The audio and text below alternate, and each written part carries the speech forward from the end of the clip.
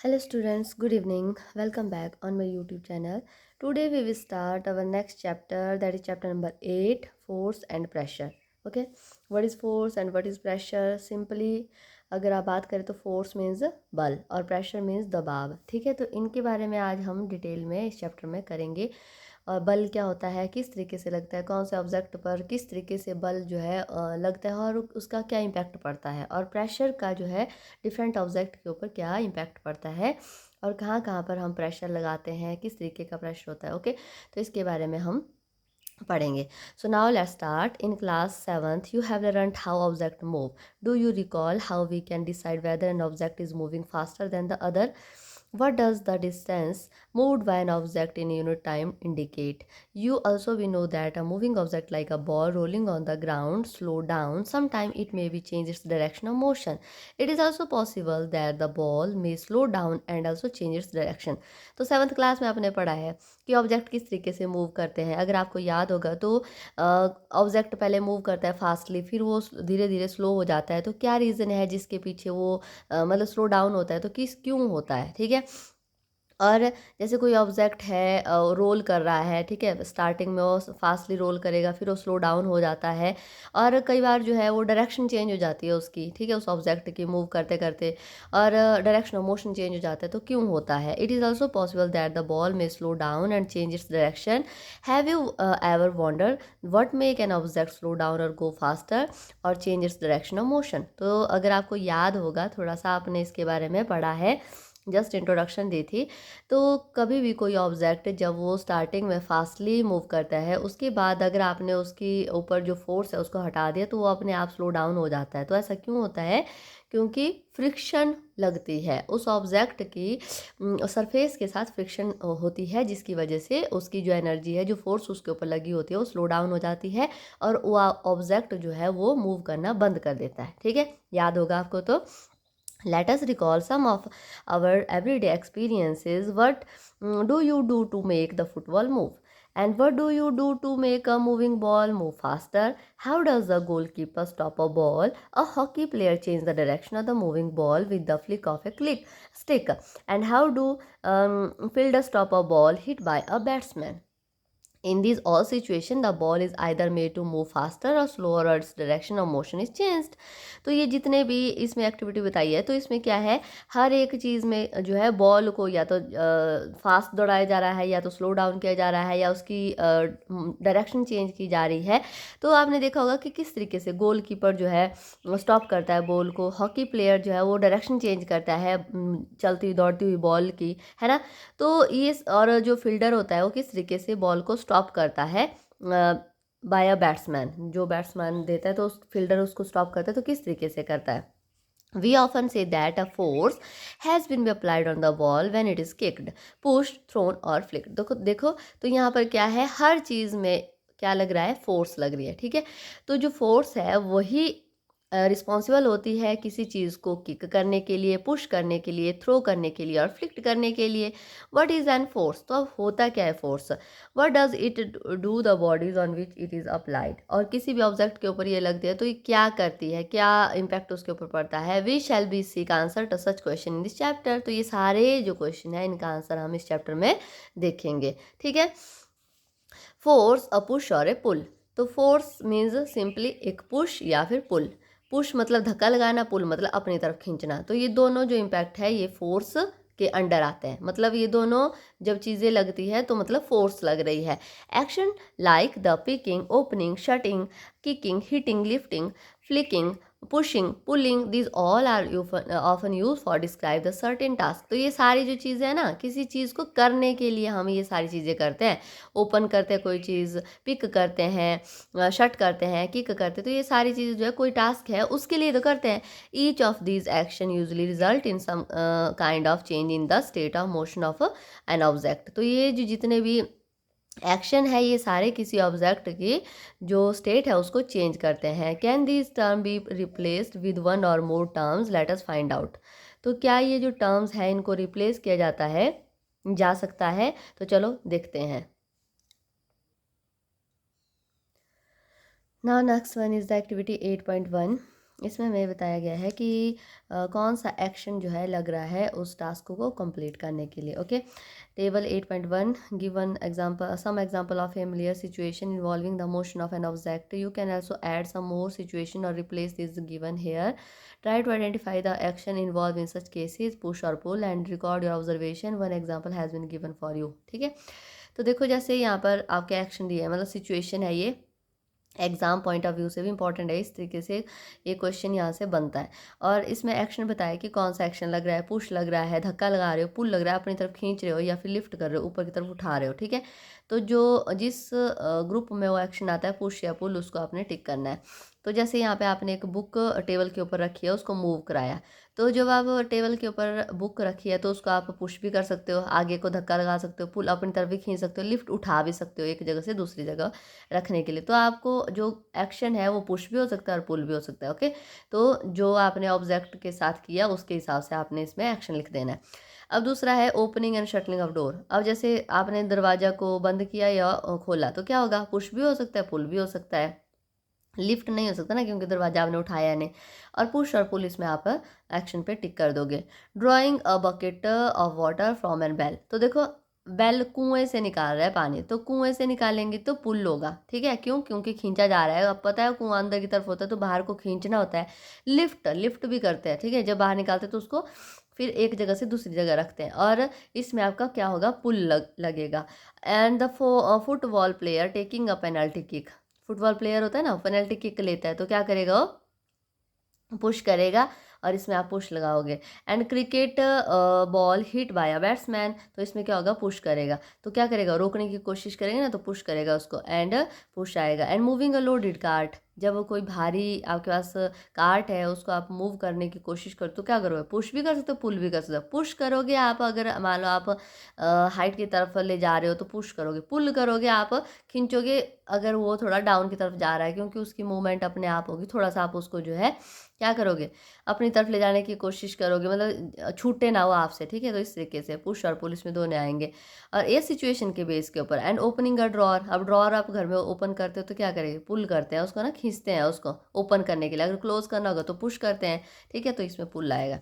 तो ये है, जो भी आपके एक्शन है उसके हिसाब से पुश और पुल, कौन सा एक्शन, कौन सा ग्रुप ऑफ एक्शन लग रहा है उसको आप बता सकते हैं। तो जनरली आप डेली एक्टिविटीज़ करते हैं उनके बेस पे भी आप बता सकते हैं। Okay, do you notice that each of the action can be grouped as a push और पुल और द बोथ।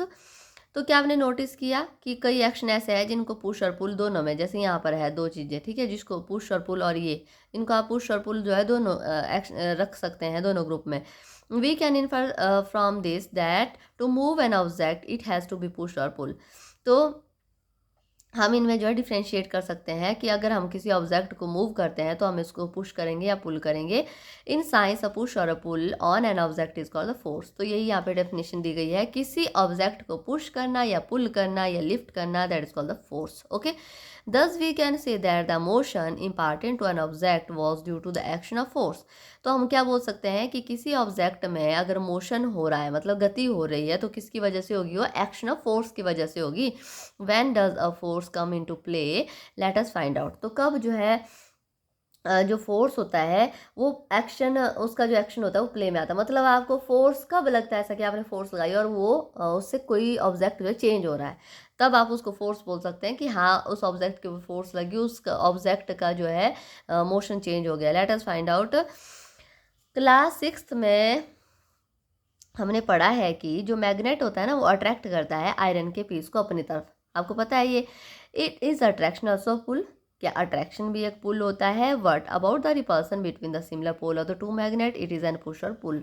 तो आपने देखा होगा कि सिमिलर जो पोल्स होते हैं ना, नॉर्थ नॉर्थ साउथ साउथ, अगर उनको एक दूसरे की तरफ लाते हैं तो क्या करते हैं, एक दूसरे को रिपेल करने की कोशिश करते हैं। तो क्या उसमें पुश और पुल होता है, ऑब्वियस है, होता है। ठीक है, and forces are due to the interaction. तो सबसे पहले ये बात है कि जो फोर्सेस लगती है हमेशा इंट्रैक्शन की वजह से लगती है। इंट्रैक्शन का मतलब है आपके कॉन्टैक्ट में आना चाहिए वो ऑब्जेक्ट, तभी आप उसके ऊपर फोर्स लगा सकते हैं। अगर इंट्रैक्शन में नहीं आएगा तो आप नहीं लगा सकते। Suppose a man is standing behind a stationary car, will the car move due to its his presence.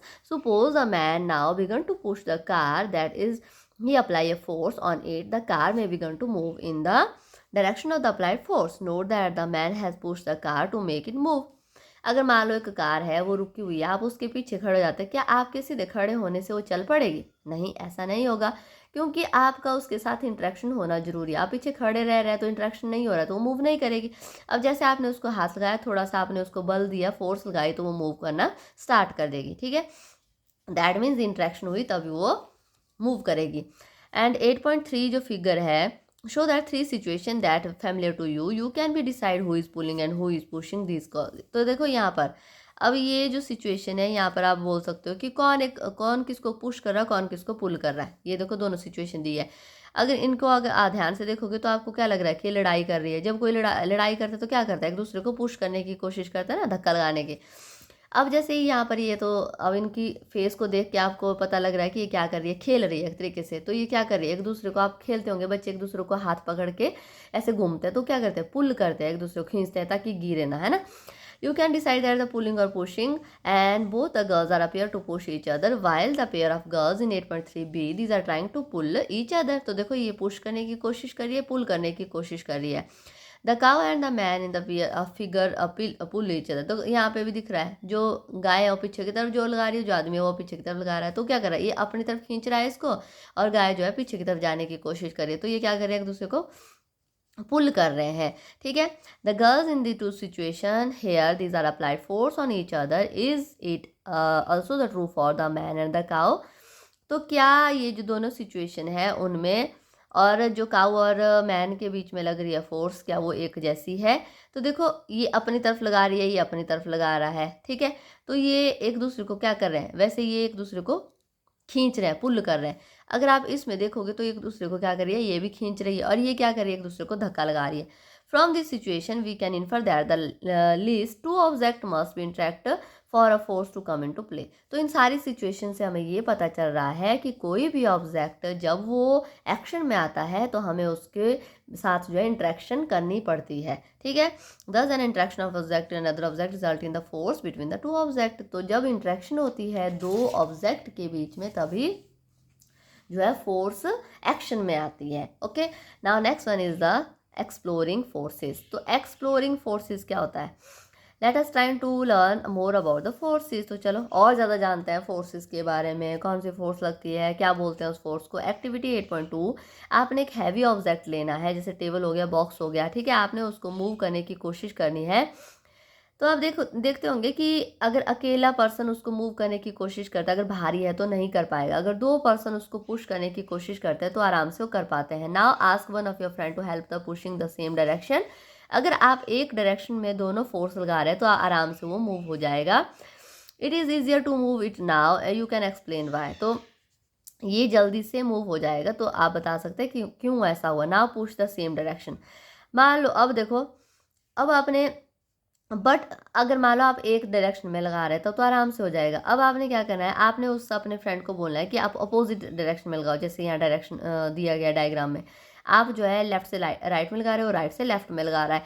Does the object move it, if it does not note the direction in which it move, can you guess which one of you is explaining the larger force. अगर मान लो ये क्या move हो रहा है, आप देखोगे आपने ये एक्टिविटी की भी होगी, बचपन में भी की होगी। ठीक है, अगर आप दोनों इक्वल फोर्सेस लगाते हो तो आपका जो ऑब्जेक्ट है वो एक जगह पर ही रहेगा। मान लो आप दोनों में से किसी ने ज़्यादा फोर्स लगा दी तो उस डायरेक्शन में जो ऑब्जेक्ट है वो मूव करेगा। ठीक है, तो आप बता सकते हैं कि कौन सी डायरेक्शन में जो है मूव कर रहा है और कौन पर्सन जो है ज़्यादा फोर्स लगा रहा है। Have you ever seen a game of the ठग और वॉर। तो रस्साकसी तो देखी है ना आपने। In this game the two team pull at a rope in the opposite direction. तो दोनों क्या करते हैं, अपोजिट डायरेक्शन में रस्सी को खींचते हैं। Member of both the team try to pull the rope in their direction. तो दोनों क्या करते हैं, कोशिश करते हैं अपनी अपनी डायरेक्शन में खींचने की। Some time the rope simply does not move, it is not similar to the situation shown in figure 8.3 का बी। जो पीछे दिया था ना 8.3 का बी फिगर, उसकी तरह था कि दोनों जो है अगर बराबर फोर्स लगाते तो वो जो रस्सी है वो ना आगे जाएगी ना पीछे जाएगी, वो एक जगह पर ही रहेगी। मतलब इक्वल फोर्सेस लग रही है दोनों side. And the team that pull the harder that is applied a larger force finally win the game. तो जो टीम ज़्यादा बल लगाएगी वही टीम जो है जीत जाएगी। ठीक है, तो नेक्स्ट है what do these example suggest about the nature of the forces. तो क्या पता चलता है कि नेचर ऑफ फोर्स जो है कैसा है। Force applied on object in the same direction at to one another. तो देखो यहाँ पर एक टर्म निकल के आती है। अगर आप फोर्स अप्लाइड फोर्स आपकी जो है किसी ऑब्जेक्ट के ऊपर लगा रहे हो, आप अगर सेम डायरेक्शन में लगा रहे हो ना, तो वो एड ऑन हो जाती है। ठीक है, एक डायरेक्शन में अपने 2 आदमी 3 आदमी लगा रहे हैं तो वो जो फोर्सेस होती है वो ऐड ऑन हो जाती है। Now recall what happen when you and your friend push the heavy box in the same direction. तो जैसे यहाँ पर दिया गया था, अगर एक ही डायरेक्शन में आप फोर्स लगा रहे हो तो फोर्सेस जो है दोनों की ऐड ऑन हो जाती है और जो आपका ऑब्जेक्ट है वो मूव करना स्टार्ट कर देता है। If the two forces act on the opposite direction on an object, the net force acting on it is difference between the two forces. अगर मान लो 2 पर्सन जो है अपोजिट डायरेक्शन में अपोजिट फोर्सेस लगा रहे हैं तो उसकी वजह से जो नेट फोर्स है वो 0 हो जाती है। ठीक है, या फिर जो ग्रेटर फोर्स है वो लेस फोर्स को जो है रिप्लेस कर देती है। And what does you observe in activity 8.2, both when both of you were B pushing the heavy box from the opposite direction. तो यही है कि हैवी बॉक्स को अगर आप अपोजिट डायरेक्शन में कर रहे हैं तो उससे क्या होता है। Recall that the tug and war when the two teams pull equally harder the rope does not move in the any direction. तो अगर इक्वली वो थग एंड वॉर जो रस्साकसी है उसमें बराबर जोर वो लगाते हैं तो आपकी रस्सी जो है मूव नहीं करती है। So we have learn that the force could be larger और स्मॉलर देन द अदर और इक्वल टू ईच अदर। तो हम इससे ये कंक्लूड कर सकते हैं कि जो फोर्सेज होती है वो भी कम और ज़्यादा होती है, इक्वल और एक दूसरे के कंपैरिजन में कम और ज़्यादा हो सकते हैं, जिसकी वजह से कोई एक्शन बनता है। The strength of an force is equally express by the magnitude. तो जो स्ट्रेंथ होती है ना कि कितनी फोर्स लग रही है, कितनी शक्ति के साथ फोर्स लग रही है, उसको हम क्या बोलते हैं, मैग्नीट्यूड बोलते हैं। ठीक है, and we have also be specify the direction in which the force act. तो हम इसको स्पेसिफाई कर सकते हैं डायरेक्शन इन विच, मतलब डायरेक्शन को स्पेसिफाई कर सकते हैं कि फोर्स जो है कौन सी डायरेक्शन में लग रही है। ठीक है, तो यहाँ से हमें बता अगर मान लो इस लड़के ने ज़्यादा फोर्स लगाई तो इसके इस तरफ को जो है बॉक्स मूव करेगा। And also if the direction of the magnitude of applied force changes its effect also change. तो जैसे ही जो मैग्नीट्यूड है अप्लाइड फोर्स का वो चेंज होता है तो जो इफेक्ट है ऑब्जेक्ट के ऊपर उसकी वो भी चेंज हो जाता है। ओके, अब पहली बोल रही है, does it means that the net force on object is 0 if the two forces acting on it in the equal direction और अपोजिट डायरेक्शन और इक्वल। तो पहली पूछ रही है अब कि क्या अगर दोनों डायरेक्शन से फोर्सेस लग रही है, अगर वो दोनों फोर्सेस इक्वल है तो क्या नेट फोर्स 0 होगी। In general more than one force may be acting on object, however the effect on the object is due to the net force acting on it. तो जनरली जो है किसी object के ऊपर जो फोर्सेस लगती है, एक से ज़्यादा तरीके की फोर्सेस लगती है। आपको पता है कि आप बैठे हुए हैं, आपके ऊपर ग्रेविटेशनल फोर्स भी लगी हुई है। ठीक है, तो इस तरीके से जो ऑब्जेक्ट है however the effect on the object is due to the net. तो जो भी ऑब्जेक्ट है ना उसके ऊपर जो फोर्सेस लग रही है तो वो क्या होती है, नेट फोर्स होती है वो। ठीक है, मतलब कुल मिलाकर के सब फोर्सेस का जोड़ होता है वो एक तरीके से। ठीक है, और किसी ऑब्जेक्ट के ऊपर वो लग रहा होता है। तो इसके साथ ये जो टॉपिक है हम यहाँ पे क्लोज कर रहे हैं। नेक्स्ट है 8.4, इसको हम नेक्स्ट क्लास से स्टार्ट करेंगे। आई होप आपको समझ आ गया होगा कि फोर्सेस क्या होती है। जब हम किसी ऑब्जेक्ट के साथ इंटरेक्ट करते हैं तभी जो है फोर्स एक्शन में आती है। ठीक है, और एक है कि जब हम सेम डायरेक्शन में फोर्सेस को लगाते हैं तो वो फोर्सेस एड ऑन हो जाती है। अगर अपोजिट डायरेक्शन में लगाते हैं तो जो फोर्सेस होती है वो क्या करती है, एक दूसरे को कट करती है, और जो ग्रेटर फोर्स होगी वो ग्रेटर फोर्स जो है लेसर फोर्स को रिप्लेस कर सकती है। ठीक है, आई होप आपको समझ आ गया होगा। अगर आपको मेरी वीडियोस अच्छी लगती है तो please like share and subscribe my channel. Thank you so much.